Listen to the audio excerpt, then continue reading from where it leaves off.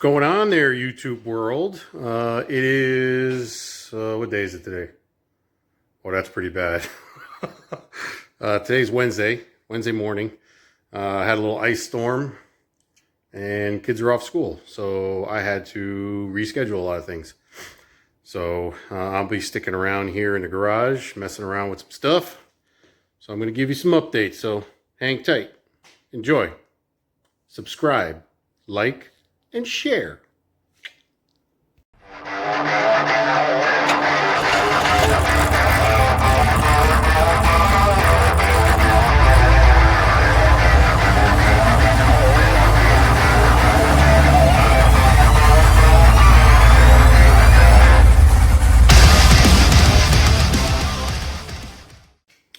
All right, we got updates. So 1960 Morris Minor, aka Minor Mistake.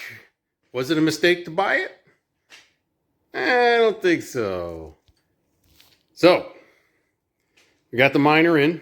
Minor Mistake, that is. Posted a couple pictures up online. Had a couple buddies of mine help me wheel this thing around from the backyard into the garage. Currently setting it up so we can get this frame situated. Right now, nothing's really level. I just kind of use some of the little stands that I have that are extensions for my lift, and I have everything kind of propped up. So what I'm trying to do is I'm trying to get the car set on the ground as if it were ride height. Let me move this. Can't get too far back because there's something on the lift behind me I want you guys to see. So I got the car in the garage. Let me step back a little. I want it to be at ride height is where I want it. But unfortunately right now, if I'm looking at it, I actually want it to have a little more of a rake. I want it to be a little more extreme. Why do I want it more extreme? Because extreme is fun. So, but it's pretty close. I'm probably another inch from where I want it in the front. So I got to get that all set.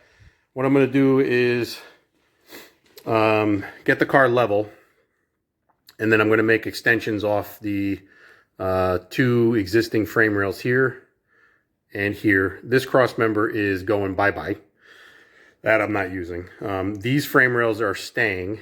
The frame rails in the back, that hoop or whatever you want to call it, that's going, but I can't do anything with it yet until I correct other things.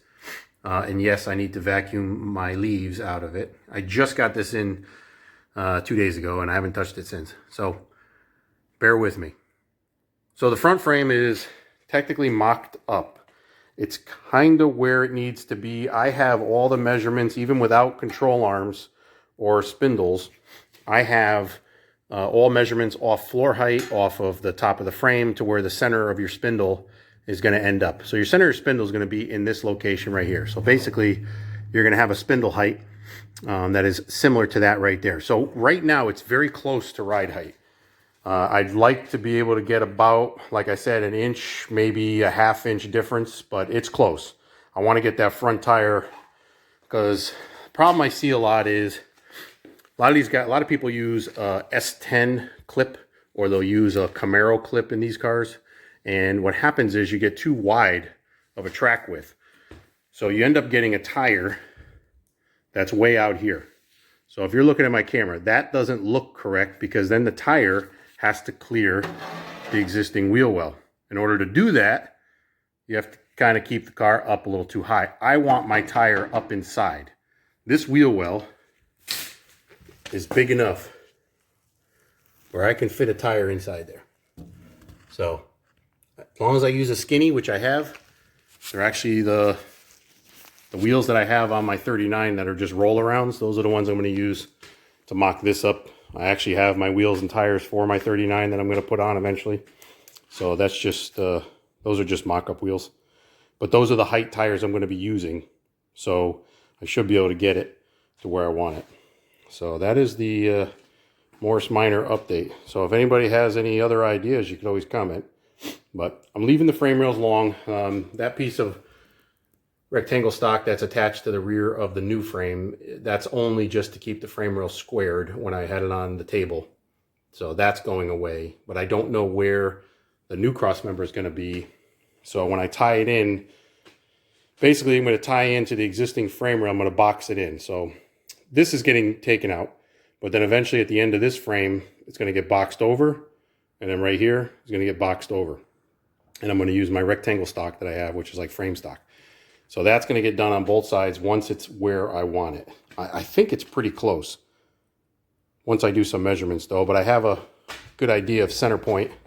So if you're looking at that upper control arm right now, the frame, the way the wheel well is a little bit of like an odd shape. It comes down shorter here and it kind of extends out a little. So your center point is actually pretty close to right there. So if you're following me with my flashlight, that's your center point. Center of A-arm would be center of ball joint, which is center of spindle. After that, you can get your caster and your camber adjustments, obviously, based on whatever you got going on. But as long as you get that center in that wheel well, then your wheelbase. So what I have to do is I have to string it, measure it 5 times, so that way it's correct. Because I've been there where you measure twice or maybe once and you think you're good and it's not. So always, always, always triple, double check everything. So that's the update. So the rear, I was looking at the back, and a lot of people were talking about the ladder bar in the back, and makes a lot of sense, and I'm totally all for it. So what I'm going to be doing, this ladder bar is hokey, which I knew anyways. I mean, I wasn't planning on using it. I just wasn't sure what I was going to do. So let me put some light in here.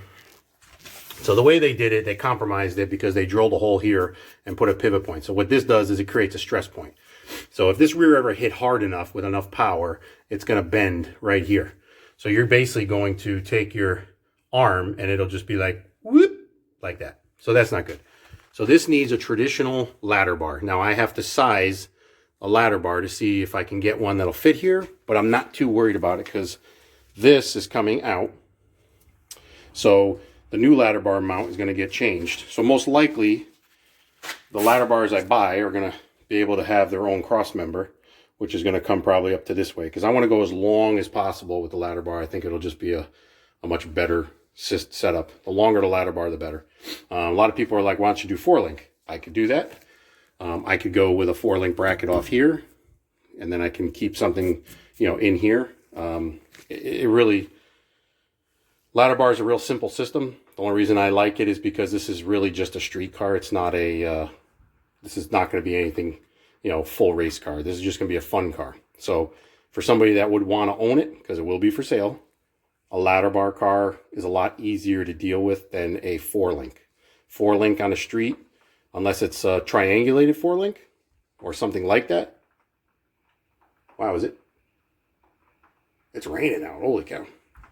That might even be hail. It's hitting hard. So that's what I'm going to do back here. But first, got to make sure that everything is square from here to the front, and everything is level from obviously left to right. So I got to get the car. Right now, the car's really close to being level, even just sitting on the garage floor. But that's not going to stay like that. I got to get it up in the air, and I got to see if my ride heights. Really, it all depends on the rear diff. So your heights from this side to the floor, and then this side to the floor, as long as they're equal here, then your equal points here should match, and then you get your strings, you get your cross section, and your straight line, your center point. So, all right, so that's the update on the Morris Minor, or as we call it, minor mistake. So we got something else on the lift here. I haven't given too many crazy updates on it, but it is rocking. We're rocking and rolling on it. It is the 60. It is on the lift, looking good. I started taking apart the front end. Right now, the fenders are just sitting on the car. I had nowhere to put them. The inner fender liners are on the bench. So it is starting to get paint and body, and then I will finish. But I needed to finish the undercarriage, which came out really nice, and I'm real happy with it. What I used was like a chassis black. It's just a generic paint, and had everything disassembled. Spent a few hours last night spraying it up. I just have to go around and kind of touch up a few spots here and there. It was hard. The lighting is tough in here, but everything worked. I disassembled the front bars, so all your ends are proper, but I'm no specialist, but I can make it happen. I didn't get too crazy in the wheel wells. They are what they are. So this is not a full body restoration on this car, so I'm not repainting the entire undercarriage. I stopped basically where I added, and that's where it's going to stop. If my brother wants to get crazy, he can get underneath it and do it himself. But I'm just getting it to where it needs to be. So we got the 4L80 in. I have all the stuff to hook up the trans cooler. I got to get that hooked up. I got to do a little bit of wiring for the manual shift override, which is right here, and lockup. The shifter, we actually were buying a different shifter. The one that we were using, I ended up selling to a friend, and he's going to use that in his custom. Ooh, I missed the spot. Damn it. See? See what happens when you have bad lighting? Look. See? Everyone makes mistakes. It's okay. That's why they make rattle can. So, it came out good. I'm happy. It's got good coverage, so I'm just putting it back together now. So that way it's back together for good. One thing in the back here, I did put 125 pound rate rear springs. So that way it gives me more adjustability. I got the ride height. I know you guys already saw that in the other video. So I just wanted to give you some updates. This car's coming along, so now I can concentrate on finishing the driveline. Once the rear is in now for good, I'm going to bolt and tighten up all the hardware for the 4Link, shock mount, so everything's going to get tightened up. I can put my drive shaft in, then I can start getting the transmission all set and ready, wired, dipstick tube, stuff like that. Then I'll dynamat the interior. So we're going to dynamat the interior and start spraying the car. That's when the paint starts going on the body. So I just needed to get the whole undercarriage done, so that way the car is back together and it's rolling. I can't have it on my lift for too long. So that's the only downfall with the small setup here. I only have the one lift, and then I have my dead bay for whatever. So for like chassis stuff, I guess. So that's it. Hope you guys enjoyed short little video. Enjoy your ice storm and your day off if you have it, if you're in this area. If you're not, I'm sure you're probably dealing with weather situations, because the weather's been crazy all across the whole country. Yeah, you can see the gap in the fender. That's because it's just sitting on there. It's not bolted on. So don't start commenting about my body gaps. It's not this fender's literally, it's not even on right now. I can, see, it's just hanging out. I had nowhere to put them, so I want to just leave them on the car. It's all apart. So that's it. So make sure, like I said before, share, like, comment, subscribe, send it to a friend. Make sure they subscribe. We're actually at 205 subscribers, and I never thought that would happen. So I started a year ago. I had 30, I think. Not even. Actually, it was less than a year ago. I started doing this more. I think now about a year ago I started pushing it. Because Squints is inside right now, but he's playing video games. He's going to be mad that he's not in this video. So we'll get Squints involved. Don't worry. He's my main helper. He's my everything. So awesome. Enjoy your day. Everybody stay safe. And make sure you tune in. Next video coming up soon. I got some other stuff going on. So enjoy.